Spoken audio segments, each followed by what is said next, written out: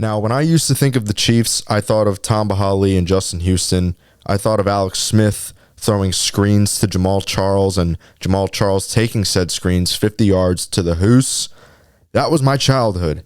Now, when I hear the Chiefs, my ears bleed and I want to gouge my eyes out with a fork. I think of blowing 2 10-point leads in the Super Bowl and crying myself to sleep. Yeah, I'm a 49ers fan and I hate Kansas City, but nobody can tell me that they aren't the luckiest 12-1 team in NFL history, and I'm going to simply go over the 7 games they got bailed out in. Now, before I start, I want to say Patrick Mahomes is no doubt the greatest quarterback in the NFL. He always makes the right decisions at the right time, always answers the bell when his team needs him. So even though he may not have MVP numbers every year, he's an MVP when it matters, and that's something that great QBs just have. I can admit and accept that, but I also want to say I hate watching them somehow find a way to disappoint America over and over again. Disappointing America to me was when Sonic stopped bringing people out on roller skates. Now it's the Chiefs finding a way to win in the most improbable way possible. Whether it be a no-call pass interference in the end zone, a no-call holding, a blocked game-winning kick, a fumbled snap, or a game-winning field goal that doinks in, the Chiefs will find a way to make everyone believe in the NFL being rigged, or at least the refs and the Chiefs being in a secret sports gambling ring, which I believe more. I can't do this anymore, is what I've said about 239 times watching the 49ers this season, and I will say it one more time for the Chiefs. But I will have to deal with them for this video. For you guys, I will go over every Chiefs win that was malarkey, brouhaha, horse rubbish, whatever you want to call it. I will go over all those wins, starting with week 1 against Baltimore. Well, here we go. The 2024 NFL kickoff. The Ravens driving. Isaiah Likely is having the game of his career, and Mark Andrews is playing like he shit himself. Xavier Worthy scored 2 touchdowns and then proceeded to disappear for the rest of the season. And Lamar throws a fucking piss missile to Rashad Master Bateman, and they are in prime position. 2nd and goal. Zay Flowers is wide the fuck open, and Lamar just misses him. 3rd and goal. Lamar finds Likely, but oh my fuck, he's out of bounds, and the game clock hits 0 by literal inches. The Chiefs start 1-0. Okay. All right. No biggie. 1 game. The Chiefs get lucky. Surely this can't be all season, right? Oh, you just wait. Just a week later versus Cincinnati, here we go again. Burrow and Mahomes has become an elite matchup in the regular and postseason. Week 2 seemed a little early for this game, but maybe the schedule makers knew the Bengals would suck ass this year. It's been a very tight game up to this point. Both sides of the ball have made plays, but like clockwork, the Chiefs have the ball, and somehow on a 4th and Diddy, Mahomes throws a sidearm pass to Rashee Rice, and of course they call a pass interference. And I'm not saying it isn't, but on a play like this, it's a half a second too early. It's not that big a deal. Just let them play. I can say they only call this maybe 5 out of 10 times if it's any other team but the Chiefs. Oh, you think we're done? No, we go back to back to back with this. Week 3, it's Kirk O'Bans and Mahomes in prime time to see what the Falcons are really made of. And a game-winning drive for Atlanta is in the works on 3rd and 5. Cousins goes end zone to Pitts, and a pass interference no call on Chiefs safety Brian Cook. Exactly my point. If they call this pass interference, then you have to call this pass interference. This could not be more obvious. Back turned, hands all over him.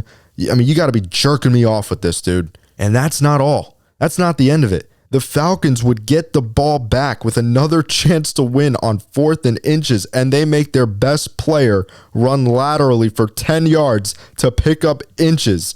You can't make this up. The Chiefs get bailed out once again because people forget how to play football when they verse them. And week 10 versus Denver, the Broncos coming in with something to prove. They go up 14-3, silencing the crowd early, but then the Chiefs pull their bullshit out of their ass and they score. Somehow it becomes a 1-possession game where they have the lead, but fear not, fear not.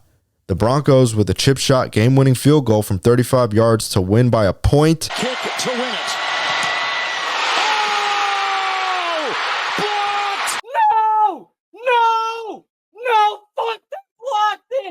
They blocked the goddamn kick! Are you kidding me? This can't be real. They can't keep getting away with this, man. This was it. This was the game.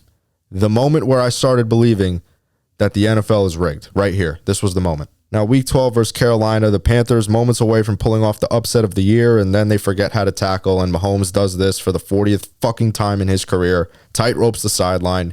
Chiefs kick the game-winning field goal, and yeah, this one a little bit of a reach compared to the others, but I don't care. They almost lost to the Panthers, and they made Bryce Young look like an elite quarterback. Now, week 13 versus Las Vegas, the Black Friday game versus the Raiders, arguably the most controversial of them all. On 3rd and 3 with the game on the line, from here, it would be a 50-yard field goal, but O'Connell wasn't ready for the snap, and he fumbles it. The Chiefs recover. You can't make this up.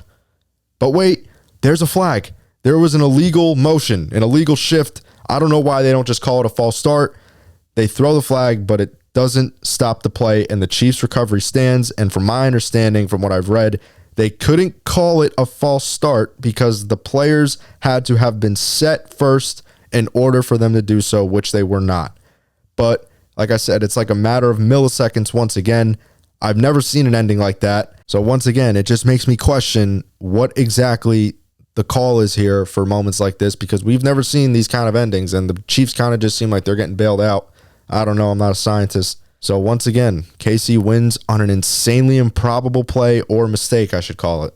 And most recently, just a few days ago, just this past Sunday night, the Chargers coming into town and down by a point. The Chiefs are driving. One possession game. Oh my God. I wonder who wins this game.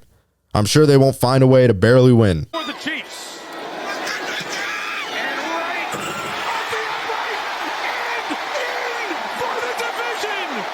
Yep. Unbelievable.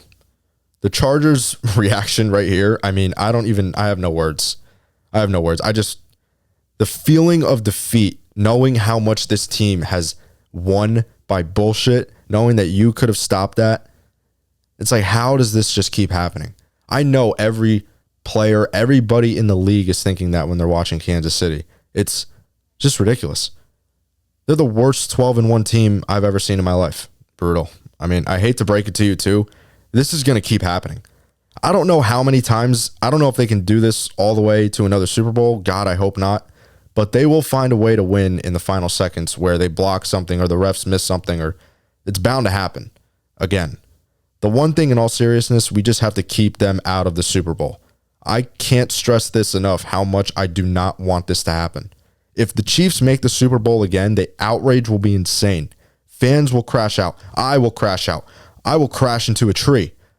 Please, if you're watching this, say a prayer that the Chiefs don't three-peat. Please do it for me. The deep ball, do it for the deep ball. Speaking of the deep ball, please follow me on Instagram. We are just 6K away from 200,000 followers. Wow.